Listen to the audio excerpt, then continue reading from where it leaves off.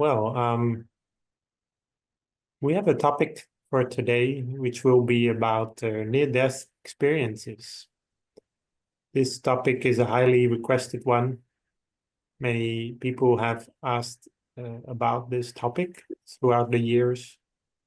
And it's a topic, of course, that is been much in the news throughout many years already. And maybe starting in the 90s and now going all the way. I heard actually first when I was a child, I heard about this topic on the primary school when there was a teacher of religion who taught us about this. And I remember it being like an eye-opener to me, and it really changed my entire perspective on life. And so it really was very eye-opening for me that something like this really is a very widespread phenomenon. So let's just look at what we are talking about when we are using the words near-death experience, and what does Buddhism say about this?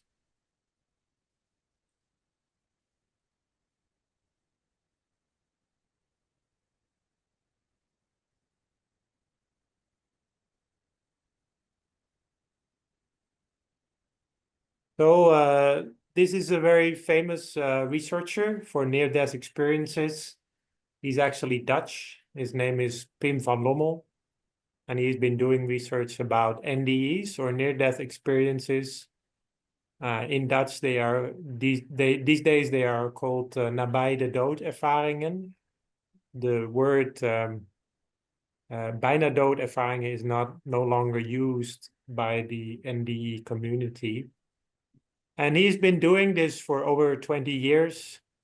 And there are many countries there are near NDE societies, as there are in the Netherlands and Belgium, for example.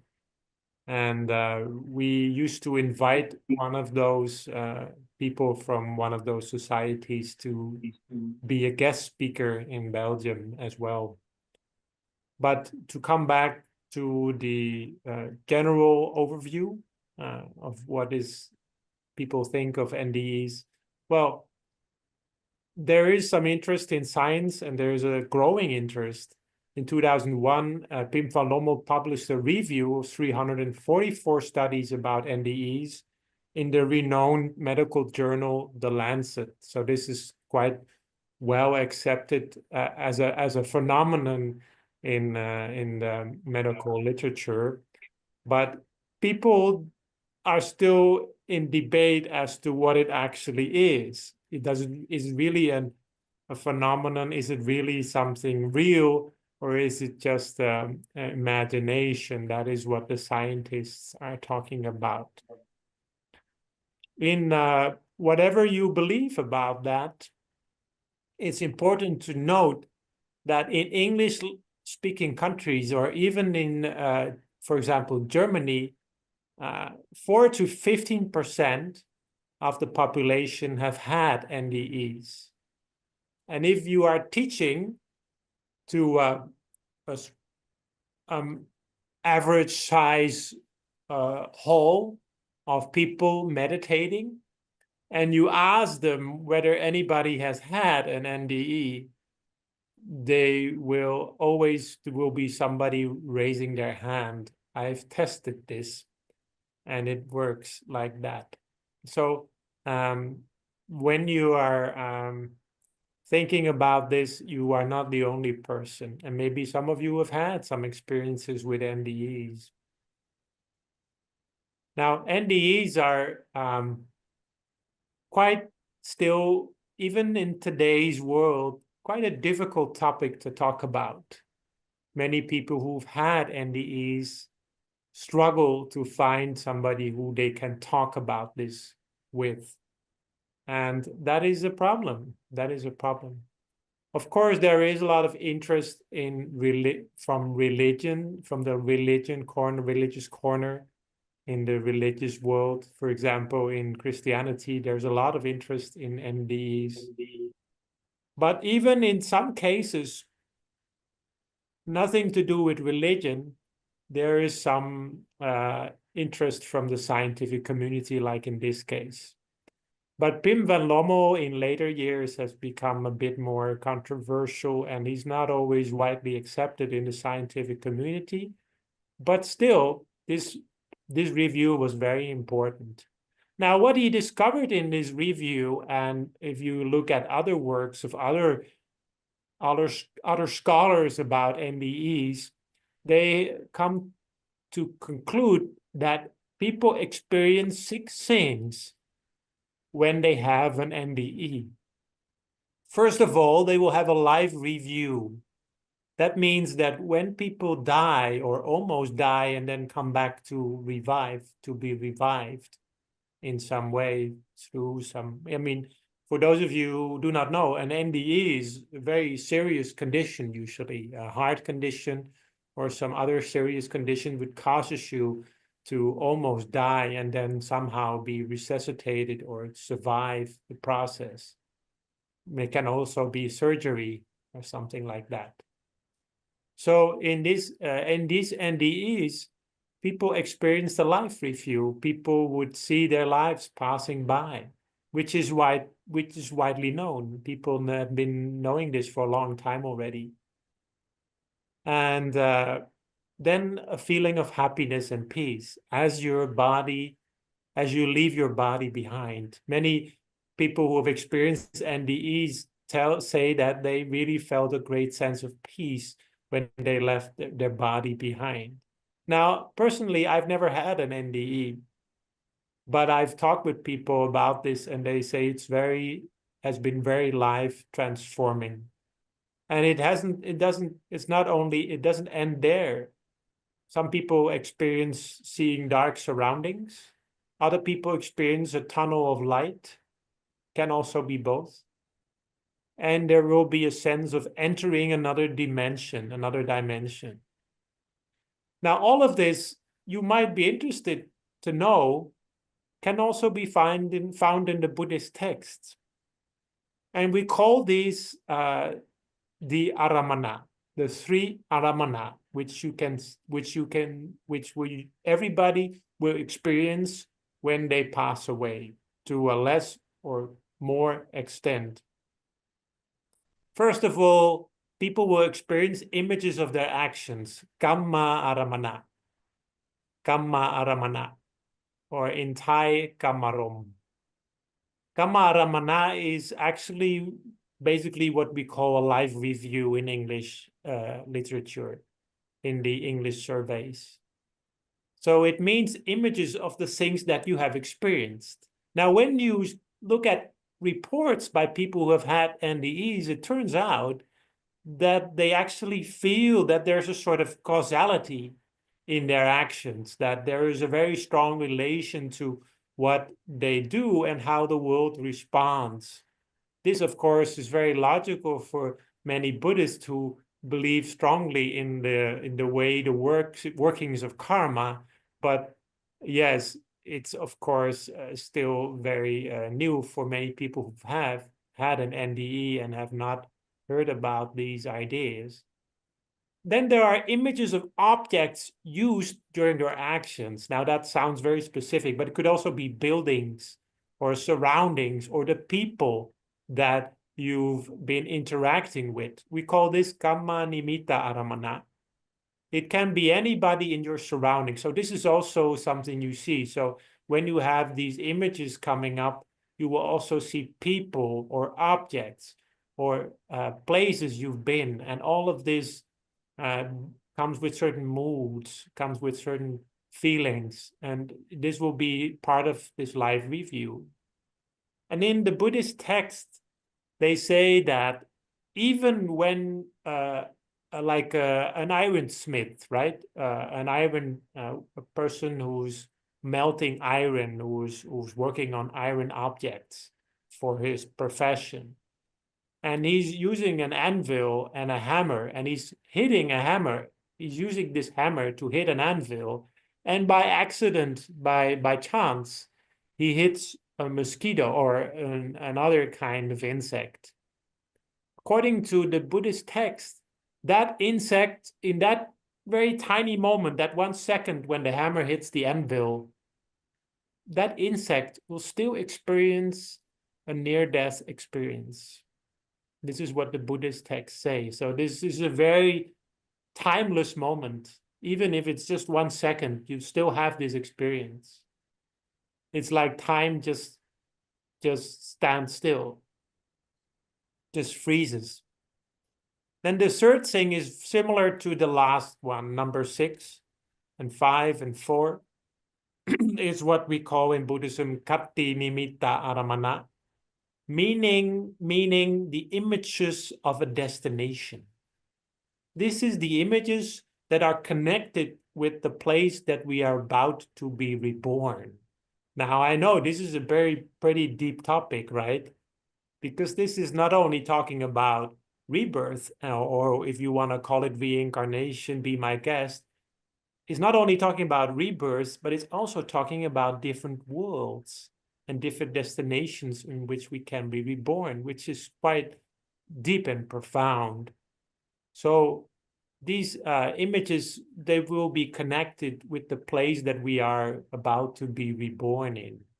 They are not the actual place.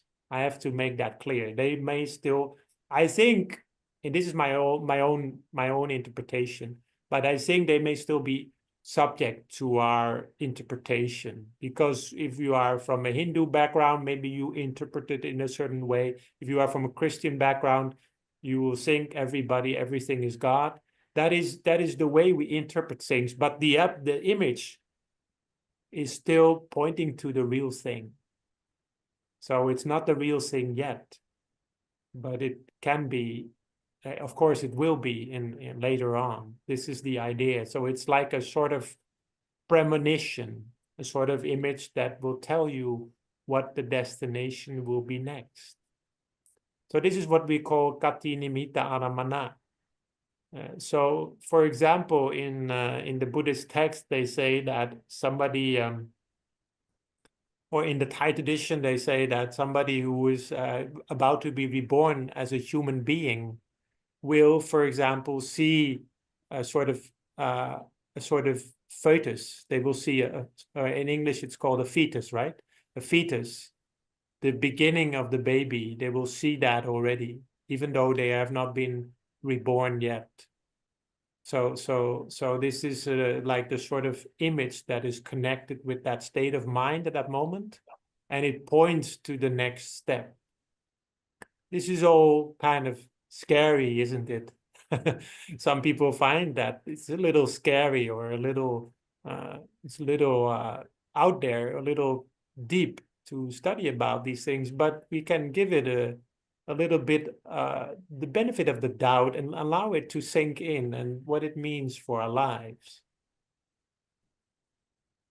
Basically, it comes down to 3 things. How we have lived is how we die. That is how in Buddhism we talk about these things. So very often the Buddha would say, even now, when people still live this human life, they haven't been reborn yet, we can say that some people live their human lives like devas or angels, and some people live their human lives like animals. Even now, there's still differences already. Even though we all have the same human body, we still have different lives, different ways of experiencing and dealing with our lives.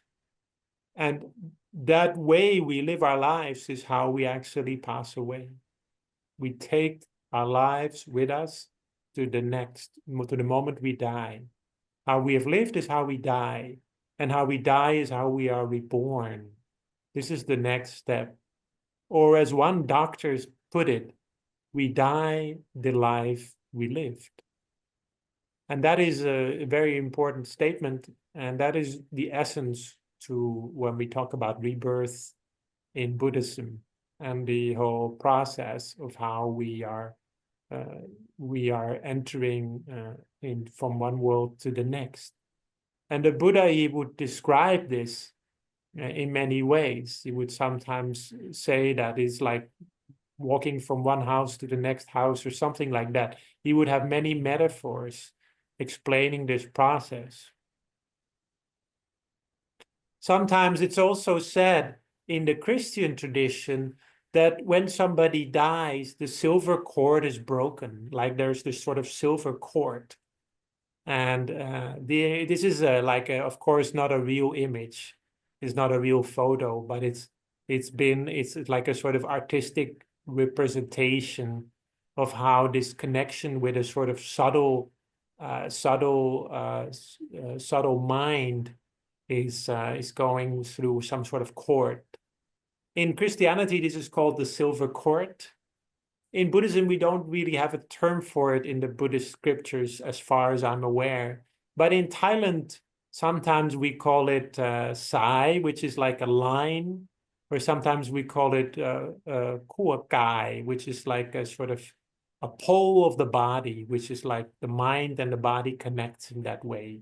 It can be that when we dream, that line is still connecting. It's not broken yet. So when we dream, a part of us is actually traveling outside of us. But when we die, that actually disconnects. Now, many of these ideas, you might give them some doubt. That is up to you. I'm not saying you have to believe this instantly. I'm just saying I'm teaching you, I'm sharing some wisdom here. And the Buddha, he then also talks about this, how our mind is connected in this process, how our mind is part of this process. So I just said our lives is how we die. So our lives shape how we die and how we are reborn. So the Buddha actually explains this in a bit more detail when he says, when the mind is defiled, an unhappy destination may be expected. So too, when the mind is undefiled, a happy destination may be expected. So what does he mean by that? He means that there is a mind can be clouded. Whenever we do a lot of wrong things, we hurt ourselves and others, we are leading destructive lives, then our mind becomes clouded. It becomes difficult to think things through, to make the right decisions. We are led by greed or by hatred, or by perceptions that are twisted, that are turned, that are not right. So this is clouded, the clouded mind. But clear minds, some people have clear minds. They have a good heart, sharp mind. They are making the right decisions for themselves and others, taking good care of their family, of their co-workers, of their elders in their community. And then when they, with this clear mind, it connects with a happy destination. There's also discussions in Buddhist texts about worlds that are halfway in between. There's discussion about the world of Yama. Yama is the world like halfway in between. But I won't go into much detail tonight.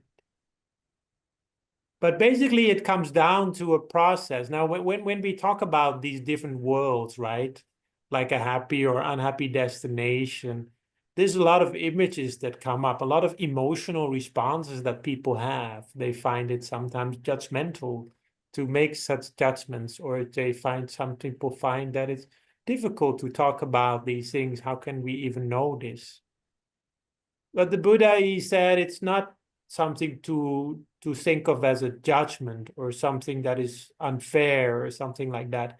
It's more like a sort of law of nature.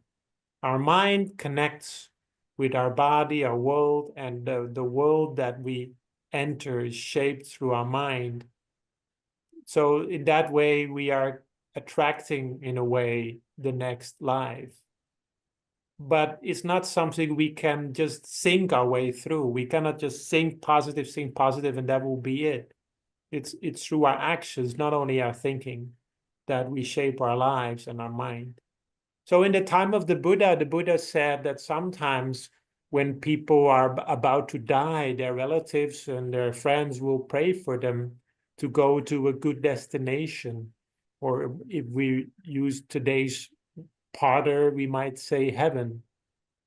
But the Buddha said that praying in this regard does not help, because praying is just thought. It's not actually the action that shapes the mind, shapes the shapes the world, shapes our entire existence. It's the thought is part of it. Our thoughts are part of it, but it's also our actions, our words, the things that we have done throughout our lives that shape us. So he compares this with with throwing stones in the water. If they sink, they sink. But if you throw oil into a little bit of water, it will float. There's no way you can just change that. You cannot just say to those, you can start shouting to those stones, please don't. Oil. Sorry? I thought it was a question. You can say to those stones, please do not sink, but they will still sink. You can say to that oil, please don't come to the surface, but it will still come to the surface. So this is like the way we think about these things in Buddhism. It's not so much like there's some higher intelligence that is controlling this process, but it's through a sort of law of nature that is part of this world and have been part of this world and this cosmos for a long time that these things happen. Now, you might want to see that as an intelligence, that's up to you. But in Buddhism, we see it as a sort of impersonal law that exists. And it is not either fair or unfair, but it's just a thing that is part of the world that we have to know about. There's many NDEs that are very interesting, not only of adults. I mean, adults are, of course, shaped by their upbringing and the context and everything they learned about from their religion, right? But there's also stories that are known from children. Like this child, his name is Chris. He actually had an NDE because he had some serious condition, and he survived that serious condition. But when he came back to life, he said that he had an experience. He actually drew images of it, that he saw himself as a bee, like he was entering a bee, like he was in the womb of a bee. And he was traveling through flowers and grass and so on. And he had all these experiences, and he talked about that. There are many of such experiences that have been drawn by children, but of course also by adults, have been talked about. And this is very interesting. If we compare this with different countries and different cultures, you can see certain patterns. In fact, in Thailand, there have been entire talk shows about this topic, and of course also in the West. But it's still a little bit controversial, and people don't really know what to do with it. It's an interesting, but it's kind of sad that the next generation seems to be less interested in this sometimes. It seems like the interest in near-death experiences and these phenomena is actually becoming a little less these days. Maybe it's because our world is becoming more technical and more scientific, and these kind of marginal experiences are not part of the discourse anymore. That's kind of sad. But it doesn't matter. We can help each other to make people to allow more openness about these topics and allow it to be something we can talk about. Because the Buddhism never says you have to believe this, and if you don't believe this, you're stupid or you're going to hell or something like that. That's not the way Buddhism teaches. I'm not saying that other religions teach like this. I think it very much depends on who's teaching that religion. But in Buddhism, that's not how we teach the teaching of the Buddha. The Buddha, he would talk to a group of people in the Buddhist text. This is a very famous discourse, and it's called the Kalama Sutta, the teaching to the Kalamas. Now, the Kalamas, they were living on like the border of a forest. And it was like all these gurus and all these different people would come to that forest, and they would talk with all of these people, and all these different teachers would be talking to the Kalamas. And at a certain point, they just were fed up with it. Or maybe not fed up, but they kind of were full of it. Like they had so much, they were like satiated. They had so much ideas, and all of these ideas were in contrast. We're conflicting with each other, you know. So then the Buddha, he talked to those Kalamas and he said, it's okay. You are in doubt about something you can be in doubt about. That's okay. He said, it's fitting for you to be in doubt. Doubt is arising in you about a perplexing matter. You're not in doubt about whether the sun rises in the morning. You are in doubt about something you can't easily perceive. So the Kalama Sutta is a very interesting teaching. And the Buddha, he actually talks about that you don't have to too quickly come to a conclusion. You should study these things carefully, be open to it. That is also something he says, and try to discover the truth through your own experience and understanding, and really observing, but also learning from wise people. That is what he says about that. Now, some people have said that this is like a sort of charter of free inquiry, as it has been called. Like you can just go ahead and find your own truth. Now, that is a bit too simple. The Buddha, he never said, find your own truth. He didn't say, make your own truth, but he said, make the truth your own. That's not the same thing. When we use the word in the Pali language, we use the word opanaiko, which means the truth is out there, but we have to make it part of ourselves. We can't just lip sync the Buddha, you know. We have to really understand. You can't just only pay lip service to the Buddha, but we have to make it part of our entire being and experience. This is also for monks and for everybody who practices some part or of Buddhism. Even in meditation, we have to really try it out, right? So this is an important note that I would like to make.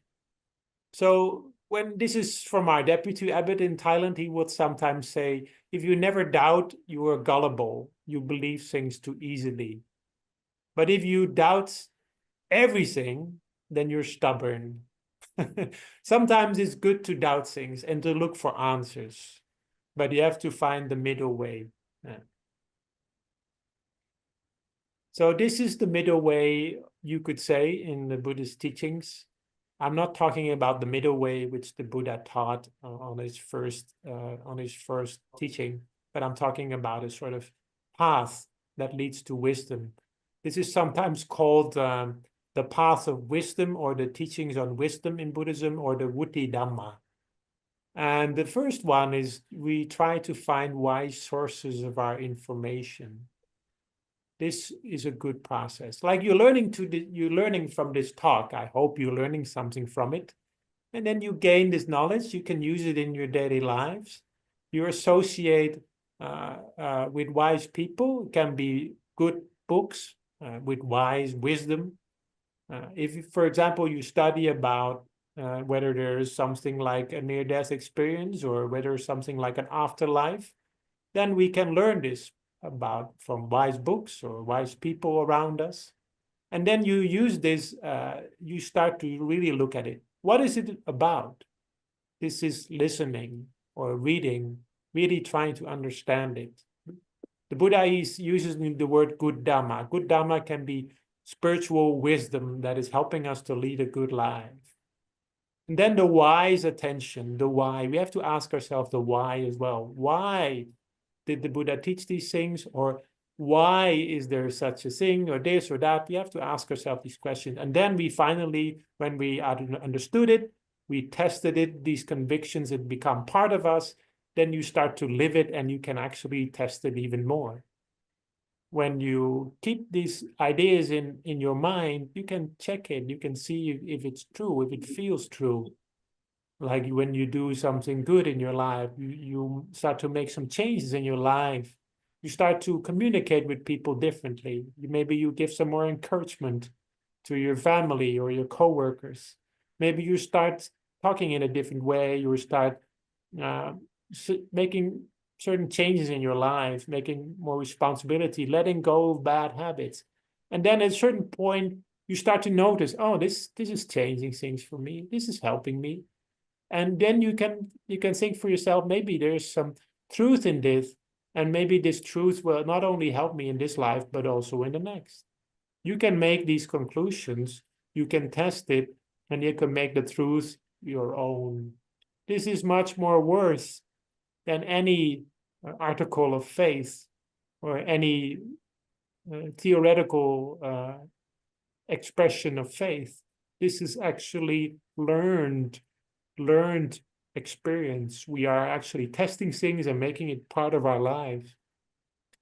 A few years back, there was a report by I think it was the Pew Research in America. This is like a big research agency. I think it's in America. And they came to the conclusion this religion will become less because of the growth of the decline of the population of that religion. And that religion will become bigger and bigger because of the growth of the population of that religion. And then they came to a prediction of how in the future religions would develop. Now, I looked at that research and I thought, that is just so stupid. That is just so silly. Because a religion, you can never just define it by the number of people who are saying they are that religion. A religion or any good teaching, any wisdom is what make people make their own, how you live it. It's not about what you call yourself in some sort of registration of the population or something like that, or what you say to other people that you are. It's how you live it. So I think they have to throw that report into the trash can, because that's not the future of religion. The future of religion is how we make it our own. Now, in the Netherlands, I know for a fact that many people have learned a lot, for example, about Buddhist wisdom and Buddhist meditation. Does it mean that they think of themselves as Buddhist or that they have some ceremony that they become Buddhist? No, but that's not the main point. The main point is how we make it part of our lives. We make it part of our DNA. That is what it's really about. The Buddha, he said, if you're not sure whether there is an afterlife, even if you're not sure, you can still be happy realizing that you're doing something good in your life. It's like a good bet.